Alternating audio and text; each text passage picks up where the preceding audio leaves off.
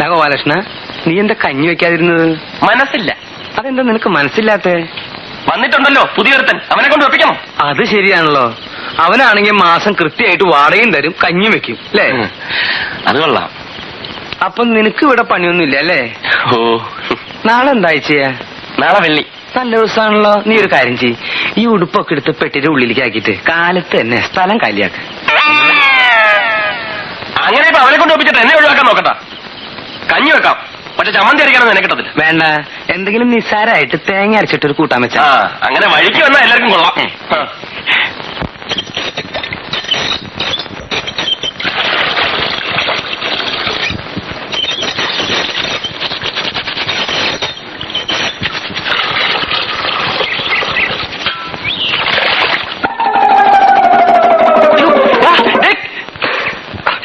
വൃത്തി കാണിക്കരുത്. വൃത്തികേട് നീ കാണാതിരിക്കാനല്ലേ ഞാൻ കഥ കടച്ചത്. ഓ ഡാടാ, നീ എന്തിനാണോ പാറാവ് നിൽക്കണേ? പത്താച്ചേട്ടാ, ഇവർ ഇത്ര നേരം അലക്കിക്കൊണ്ടിരിക്കുന്നു. ഞാൻ കേറാൻ വന്നപ്പോ ഓടിക്കരുതാ, ഒന്നിറങ്ങാൻ പറഞ്ഞേ. എനിക്കൊരു ഇന്റർവ്യൂ ഉള്ളതാ. പിന്നെ കക്കോസിലല്ലേ ഇന്റർവ്യൂ? ഗോപാലകൃഷ്ണ, കുറച്ചേരം ഒന്ന് പുറത്തിറങ്ങിന്നേ. ഞാനിപ്പോ കയറിയതേ ഉള്ളൂ. മത്താച്ച, എന്റെ വ്യക്തിപരമായ കാര്യങ്ങൾ കൈയടത്തരുത്. അവൻ ആവശ്യമുണ്ടായിട്ട് കയറിയിരിക്കുന്നതല്ല.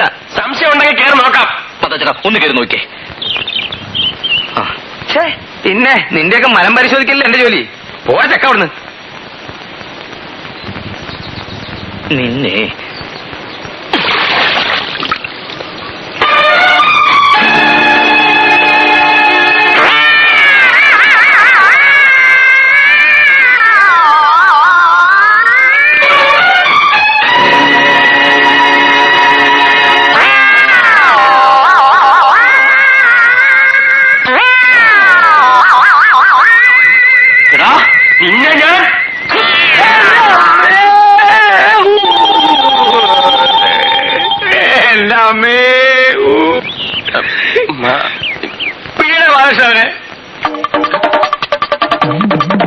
ശരിയാക്കാൻ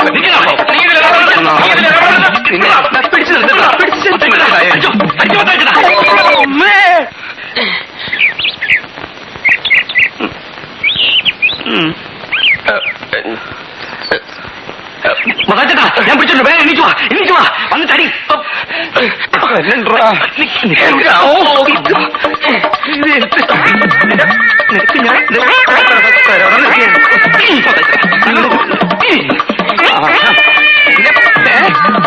എന്നെ അങ്ങനെ ശരിയാക്കാൻ പറ്റില്ല. ഇനി നീ മലത്തിട്ടതായി എന്റെ നെഞ്ചിട്ട് പ്രശ്നമില്ല. നോക്കണ്ട.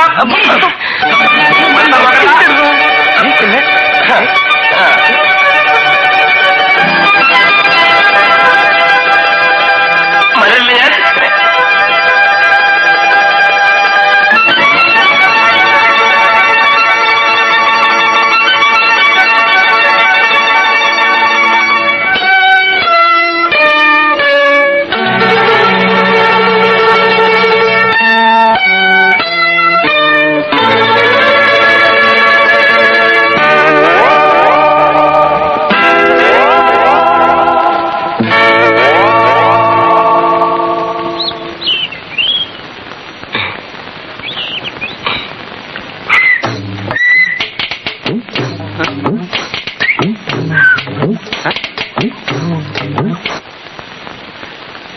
മുണ്ട് മുണ്ട്. നീ മുണ്ട്? എനിക്ക് പരിചയമൊന്നുമില്ല, ഞാൻ മുണ്ടില്ല. അതല്ല, ഉടുതുണി ഉടുതുണി.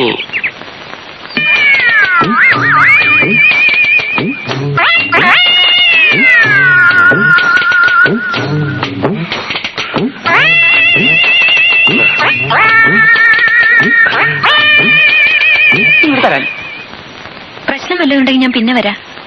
ഏയ്, പ്രശ്നമൊന്നുമില്ല. ഞങ്ങളൊരു നാടകത്തിന്റെ റിഹേഴ്സൽ നോക്കായിരുന്നു അല്ലേ? അതെ അതെ, ഈ ചവിട്ട് നാടകം. അതെ, ഞങ്ങൾ എടുക്കട്ടെ. ഞാൻ കുട്ടി ആദ്യം. ഇതാണ് ആശാൻ. ഞങ്ങളുടെ പുതിയ നാടകമാണേ. ഒന്നുകിൽ കളരിക്ക് പുറത്ത്, അല്ലെങ്കിൽ ആശാന്റെ നെഞ്ചത്ത്. നെഞ്ചത്ത് എന്ന് പറഞ്ഞാൽ ഏതാണ്ട് ഈ ഭാഗത്തായിട്ടാണ് ഇവരറിയാം അല്ലേടാ?